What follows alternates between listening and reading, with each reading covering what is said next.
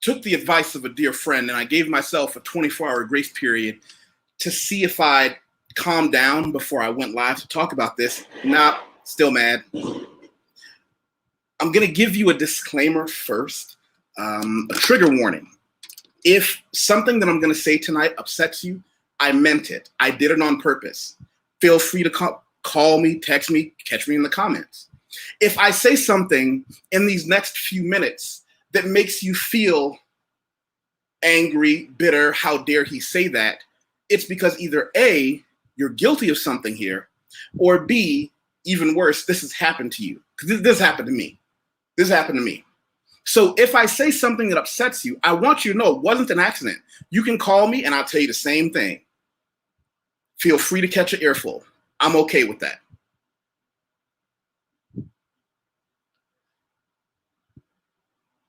Today is the 7th of March. In March, I've had 4 death notices. That means I've had 4 messages that came to me, phone calls, whatever, that said, hey, there was a death. Depending on how you met me or how you know me, you know one of these people because they come from disparate corners of my life. And I'm always looked at like the specter at the feast. Let me give you a prologue. Let me give you some perspective on why I need to go in on this. First, shout out to 3Ds to Success. Make sure you check out his channel. He's got a lot of quality to share. He's a lot less angry than I am. So that's probably a good place for you to stop after this. First, I'm going to share something with you. Let's see. Where is it? See that? That's me when I graduated with my 2nd degree. I graduated in New Mexico State University at my graduation. That's my dad. His name, Harvey Hiawatha. And the reason this is important is because, like everybody else, I had parents. They were either great or they were horrible. Who knows? You get the parents you got. My parents got me into a situation in life to travel the world and be educated. But nothing prepares you for when someone you love or care for, or even worse, a parent, dies. There is even something I believe especially significant, and I've only been a son, so I'm saying this jaded and biased, that when a son loses a father, I don't even know if there is a word for it, but whatever that thing is, it's analogous to a pain that cannot be named. Now, my dad, much like me, although my dad was kind of cool, but my dad was a weirdo as well. He's the person that got me started watching all kinds of awkward documentaries about things that nobody really cares about except weirdos like us. But that was cool. That was my dad. One of the things he always was interested in was Egypt and the pyramids and how did they get there and how long did they take to build and where did all the stones come from and what was the technical aspect of coordinating something that goes over generations. And we watched every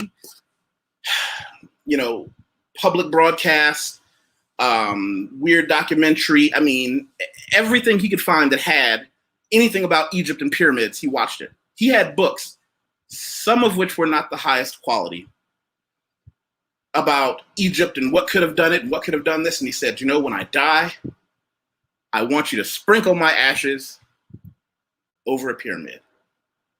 I kept it in the back of my mind. And when he died, and again, I was a young man, he died with no life insurance. So instead, when I had him cremated, look at that, I had him put into a crystal globe. Shout out to my friends who are rock hounds. If you're a rock hound, you know what's up. And that little thing underneath it is a little glow pod that you can actually change different colors. I had that in between staircases in my house. And the running joke was when they say, what is this? I'd say, oh, here, catch. And they'd catch it and they go, what is it? I'd say, my dad. And they'd say, what do you mean? That's my dad. Look inside. It's like, well, what do you mean? Those are his ashes. And they'd freak out. And I'd say he died when he fell into a gumball machine. Stupid joke. But that joke took the edge off. Because as a son, I wanted to give my father what he wanted when he died. I think as I rapidly approach maturity, I can see how that went into my decision to go into the investment and insurance business. My primary reason that I was able to retire from the United States at 37 years old is I spent about 10 quality years, not 10 quality years, dealing specifically in cash value life insurance, regular life insurance, all kinds of life insurance, and mutual funds. Now, I want to be clear. I am no longer affiliated with any life insurance company. And from this point forward, everyone here is welcome to contact me. I make no commissions on the sale of life insurance. If anyone here wants life insurance, I can help you find it. Or if you have some you want me to evaluate, I can do that too. But see, here's what bothers me. Why I always knew I had to have life insurance, make sure my mom had life insurance. And I would, especially when I got into the business, I'd chew my friend's ear off about life insurance because something we didn't have back then because the internet wasn't as big back then. I'm seeing so many people die and watching their families, people that loved them, their husbands or their wives or their kids or their baby mama or their baby daddy go through something absolutely humiliating. Hey, we don't have any money to bury him. Could you guys pitch in? It's the online equivalent of selling fish sandwiches on the corner.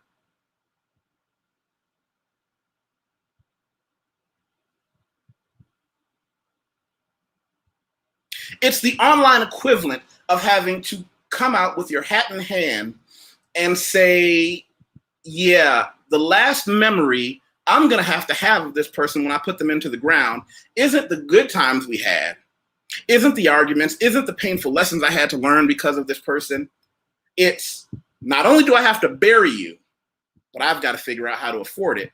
And I've got to go to strangers during one of the worst times in the economy all over the world, and there's never going to be a good time for someone to die. But now I've got to go asking for money, making people feel awkward. When somebody comes to you and they say, hey, could you help me out? And you're going to say no, but it doesn't feel good because you got your own thing.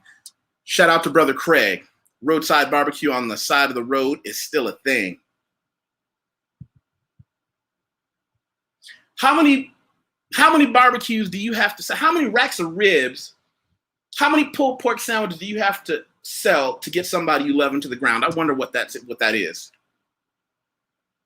But it's awkward because I'm the specter at the feast, because when someone that I know dies and I get that phone call, I don't care who the call is from, I say, okay, we got to deal with this. Did they have life insurance? And how dare you ask about life insurance right now? They just died. Isn't that the point? But see, then as I rapidly approach maturity and I've seen death, I understand people feel that way when they realize, damn it, there was no life insurance. Now I've got to struggle through this. And I'm the mean person who brought that up, because my first thing is, and this has happened to me in my family and in my circle of friends, I'm the serious guy. I'm the guy that's always just mean mugging life. But when something bad happens, when somebody dies unexpectedly and everybody else is losing their shit, they can call Watif because he's got that sociopathic focus. Okay, you guys can, do what you need to do. I'm going to make the arrangements for, they got fireworks going on out here. And I think that means someone's soccer team won a game. I don't know. But I'm the person that gets tasked with organizing things. Where is this going to come from? Choosing this, choosing that. And I don't mind. But it hurts when I'm also looking at, oh, by the way, the family doesn't have as much money as it takes to bury this person, and I'm negotiating with a funeral director. It's just humiliating. And let me see this. Brother Craig said 7 to 10 funeral directors will always upsell this figure. Cost of funeral in New York, where I'm from. I'm going to put cost of funeral in New York, and we're going to say finder.com. Average funeral costs March 2021. Let's see. So here we go. Now I'm pulling a generic, just a generic. And by the way, when you get this information, when you look online of average funeral, this is for a generic funeral. This is not the kind of funeral that you want to put the person that you love away. It's bad enough when you have to put grandma away in a simple dress that she had. Imagine how much worse it is when you have to put away a brother or a sister, or even worse. And I have had this happen in my life with people I know. Bury a child in a plain brown box. The burial is 6.4. The casket, oh, the burial didn't include the casket. So the burial is just the grounds things. The casket is another $3,000. Hearse $325. Private viewing another $200. Embalming $725. So we're looking at 6, 7, 8, 9, 5, 10. You're looking at about 11. I mean, you're looking at 11K on the low end. You're looking at 11K on the low end. You got 11K to pull out of your pocket, or even if it was just the 6K. Do you have that? When I die, I only want a few things to happen. I mean, and here's the thing. I'm fine.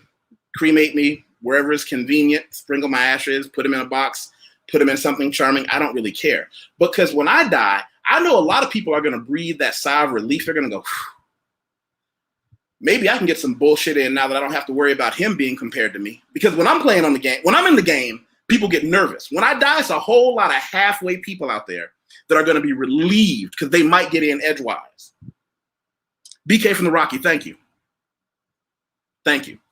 Like, share, subscribe. I promise I'm not always this angry, only when necessary. My channel talks about a lot of things. We talk about money, which is what life insurance comes down to. We talk about world travel, not just my life in Brazil. And we also talk about a lot of social issues, which this also falls into that category. And BK from the Rockies is the town sheriff. He's someone who I can always depend on to remind you to like, share, and subscribe. And so here's where we are. Some of the stupid things I've had people say to me when I say, hey, do you have life insurance? Stupid thing number one, I'm young. I don't have any kids. You're right. But if you get hit by a lightning bolt, or if you're black, you're just shot by an American, or if anything weird happens to you, do you want your parents to also scramble to bury you with the money they were going to need for retirement on top of burying a child? Well, that's not going to happen. It happens to somebody. Everybody here knows somebody that died before they were 21. But we all say it won't happen in our family. Brother Wade Sherrod, thank you. Thank you for showing up. Please share this.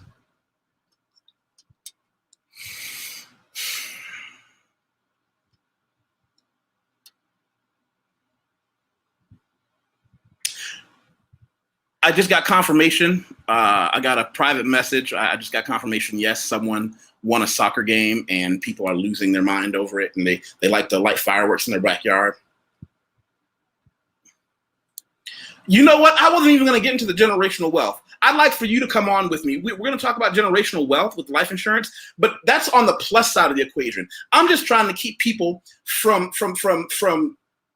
getting buried. We can talk about the plus side of life insurance later. I'm just talking about those fundamental policies going to make sure that when they bury you, they don't have to worry about anything. We can talk about generational wealth together later, Brother Craig.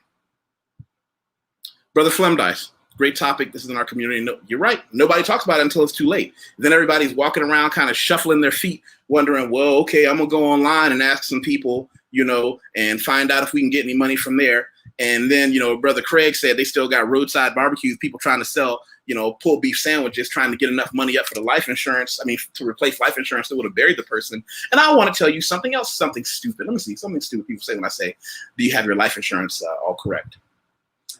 Here's one of my favorites. Life insurance doesn't bring anybody back to life. It's not supposed to.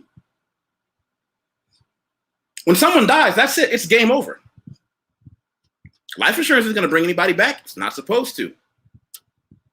Thank you, Roynell. Thank you for that word of encouragement. So life insurance isn't there to bring somebody back, but you know what it does do? It means that when the people you love, whoever they are, when they put you in the ground Saturday afternoon, maybe they take Sunday to kind of get their lives back together. It means they don't have to go to work Monday because these bills got to get paid, and they're already in hock to the funeral director. They got to give their next 3 paychecks to the funeral director because he was nice enough to bury you on credit at a nice interest rate, I'm supposing.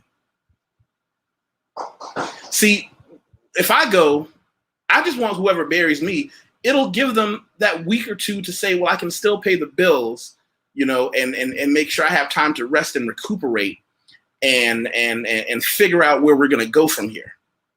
No matter when you go, if you're important to somebody, they're going to need that time. Wouldn't it kind of be nice to be able to say the people that I left behind, I could kind of give them a few days to just to recuperate, not trying to go back to work. Because I've seen it. I've seen people bury somebody on Saturday and everybody in the family is going back to work on Monday because they got to pay off that life insurance.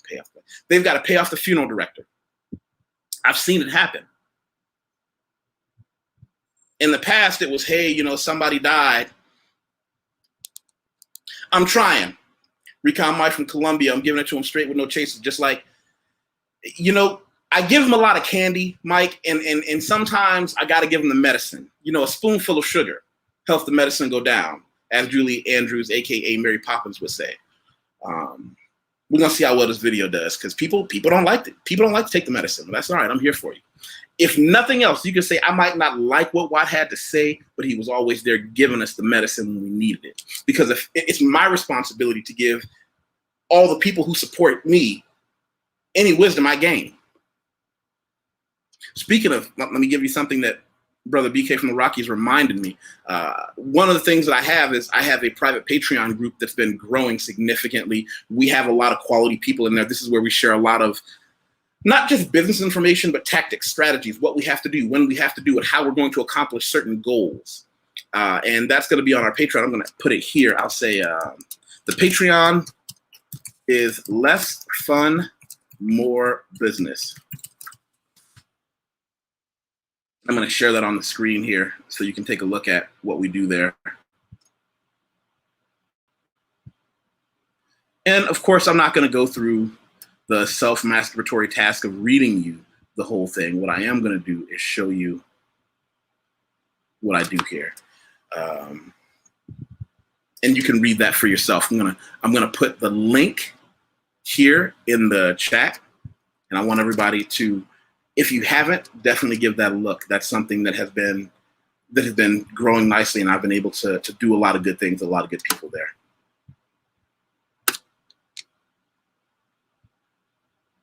And so, you know, on the seventh day, having dealt with the fourth death and having seen my timeline on all my social medias flooded with, hey, if anybody wants to kick in a little cash to bury so-and-so, well, they've already been dead a day or two. Are they just, and then I realized, no, they will. They will just keep a body on ice until you can pay for it. Or I don't know what they do if you can't pay for it. I guess they just unceremoniously shove it into an oven and give you an envelope shoved, you know, cashed in with ashes. I don't know. But I know that you've got too many people pretending that life insurance is this thing that can't possibly be understood and it's not going to help anybody anyway. The only people who think that were have-nots. And I want to go over again the difference between haves and have-nots because I don't say rich and poor. The years I spent working as a financial professional taught me that rich and poor are bullshit words. There's always going to be somebody with more money and less money. But I do divide the world into haves and have-nots. See, people who are have-nots that are used to the struggle, to the poverty struggle, it's normal for them to have a small disaster. And I call death a small disaster because you're all going to die. The best you can do is enjoy the life you have and prepare to be a benefit to the people while you're alive and not a burden when you die. But the haves, well, they've always used life insurance. Even poor haves. See, a have is just somebody who I believe can save 10% of their income, has 6 months savings ahead, things like that. They don't have to be rich. But see, haves, what they do is they make sure when something bad does happen, that however much money they've been putting away into that life insurance policy, when it finally goes in, well, that just makes sure that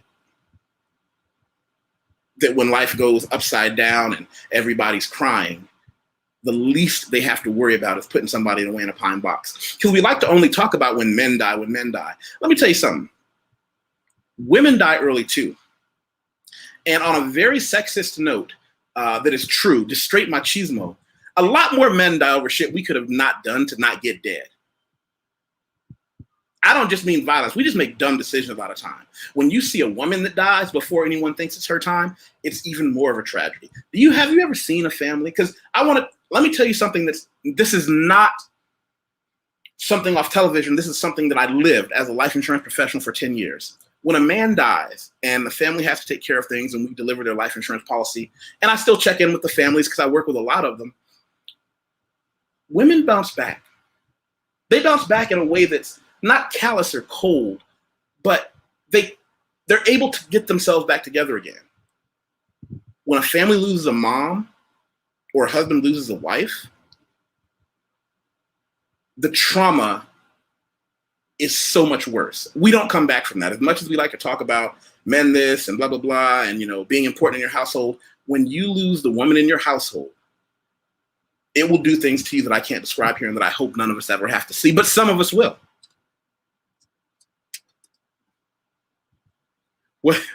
We need the castor oil. The cost of one bottle of Hennessy a month can insure 2 to 3 people under 30. I don't drink alcohol, but you should put that on a t-shirt, because that reminds me of the old days when they'll be like, you know, for the price of a cup of coffee a day, you too can feed a child in war-torn Africa. And they show the little children with flies all over their faces. Wow, the cost of one Hennessy bottle. Let me find out. I can't believe that Google is going to catch me Googling price of bottle of Hennessy. The cheapest bottle is $60. The most expensive bottle is $1,100. You are right. And what he said about under 30, and this tells me, by the way, this tells me that Recon Mike Mala, he has some information on insurance. Maybe he works in the business, or maybe someone he knows died. But he also knows that halves, they get life insurance on their children as soon as their children are, I think the earliest in the United States you can do is when a child is like a month old, and put like $10 a month. The trick is by the time they're 18, you don't ever have to put any more money in it at all. And if you're under 30, a lot of companies don't even make you go through a physical. They're just like, you're under 30, odds are you'll be okay, because it's all a game of odds.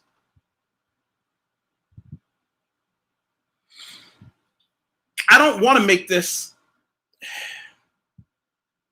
seem as if I am unconcerned. I'm overly concerned. I'm overly concerned for all of you watching this, because someone on one side of this camera or the other one is going to die before everybody's ready. When that happens, don't let it be the last thing that goes through their mind is not only did he die because he wasn't prepared for it, you know, we got to figure out how many barbecue sandwiches we have to sell on the side of the road. And when you die, people don't just say good things about you. We all have those, you know, when everybody's sitting around talking about all the fun they had. People are going to say some very private, mean things about you. I've been the person that they call because I'm in that business. You have to realize that if you die and when you die, people are going to look at you. If you didn't have life insurance, they're going to say, well, I'll use myself as an example of well, that Watif, you know, he had all this time and investments to travel around the world, and he always talking about Bitcoin. Yet when he died, his people had to have a fish sandwich. No, I want you to be just as mad at me when I die, because they'll be like, I wonder if something's going to go wrong with him. No, damn it, he was prepared for that too. I guess I'm just have to stay mad. You know, normally I have a clever way to segue into what I do because, like I said, I don't deal in life insurance anymore. That's why I can openly say to everyone, I don't make any money by helping anybody with life insurance. I'm here for you if you want it. What I will also tell you is the years I've been in Brazil and became a permanent resident, I do expat relocation. What that means is that people who want to move to Brazil legally contact my company. And what my company does is help them get through their paperwork, because most of you don't speak Portuguese, and we do all those little things that make you able to become a permanent resident, eventually a Brazilian citizen. And right now, I don't care who you are and why wherever you're watching this, if you're an American, you might want to consider getting a second passport. You might want to really consider, here, let me share this with you guys. And I tell people when they go down to my profile, don't just look at my profile. Don't just look at my resume. As a matter of fact, I say, look at my resume second. See all the clever stuff I do in expat relocation and help people with, you know, healthcare and visas. Yeah, look at that second. What I want people to do is you scroll all the way down to the most important part, not just for me, but for whoever you do business with. I want you to go all the way down, and I want you to look at the recommendations. You see, this is where other professionals under their professional name and their company write, Yusuf Watif is who he claims to be. Pay this man, he's good at his job. That's basically what they're saying. I just came across a client who I didn't know was going to become a client, and we were discussing some things, and I said, well, listen, if you're deciding whether or not you want to go with my company, I encourage you to contact some of the people on my reference list to find out more about me. And he said, I've already done that. That's why I'm giving my money to you. Brother Escrow, text me. We need to talk. I haven't talked to you in a little while. I missed the conversation. BK, I'm going to give you a call when we hang up because you and I haven't chatted for a minute, and I'm looking forward to hearing your voice again. Share this, please. Share this. People need to see this. Be safe. I love you all. The virus is real. Wear your masks. Wash your hands as you all should have. Don't pretend that you're not going to die, and get your life insurance before the life insurance companies change their policies in accordance with this new virus or the variation on a virus that's been taking over the world. Because what you don't know is that it doesn't take an awful lot of legislation for life insurance companies to say, you know what, when too many people die, we take a beating, so we're going to either increase the price or make the restrictions even more difficult to get. Get your life insurance now. All right, everybody.